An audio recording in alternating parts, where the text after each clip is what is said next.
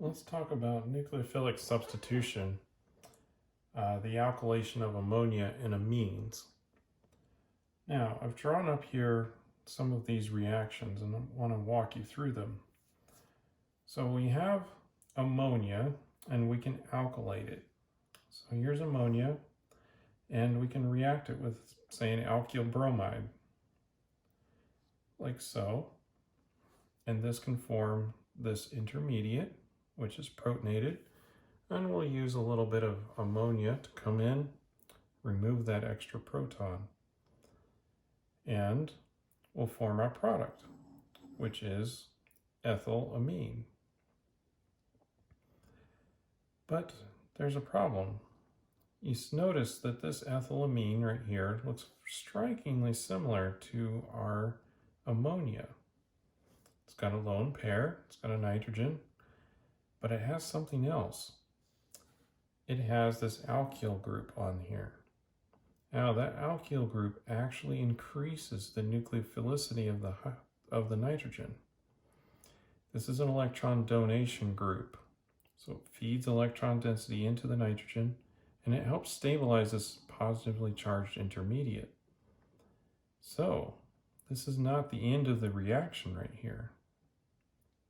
What will happen, even if we add an excess amount of ammonia and very little of our alkylating agent, we will still get over-alkylation of the nitrogen, where the nitrogen group right here will come in and perform another alkylation reaction. So we perform another one, and now we have the di-substituted or di-alkylated nitrogen. Now, if it happened an additional time, it could happen a third time and form the tri-substituted alkyl.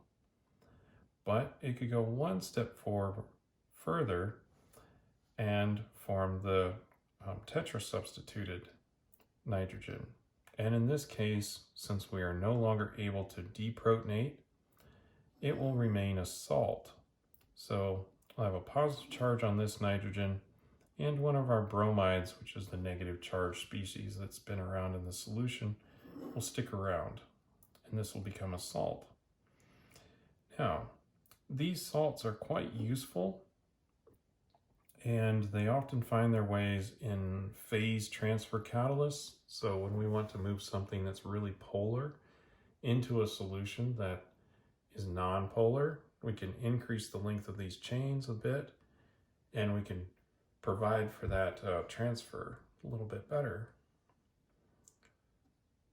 Now, I did indicate that here we are starting with ammonia, but we could start with any amine. Now, if we do, we should expect, again, over-alkylation. So here's a different amine. It's cyclic, and here's our lone pair. Could come in and alkylate. First time, same mechanism. We have some more base right here. Comes in, deprotonates, and forms our product. But again, this isn't the only product we'll produce.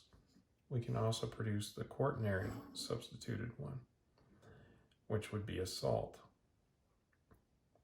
Now, again, this reaction suffers from a little bit of a lack of control over how many alkyl groups are going to end up on our ammonia. We will get some of all of these products. Some of the monosubstituted, some of the di, tri, and all the way to the quaternary salt. Even if we control the stoichiometry so that there's less alkylating agent than there is the nitrogen species, we will still get some over-alkylation. This is very difficult to control this reaction in this way. So, as long as you want the over-substituted or completely alkylated nitrogen, this is an excellent reaction. If you want only the mono or di-substituted nitrogen, we'll have to look at a different reaction later.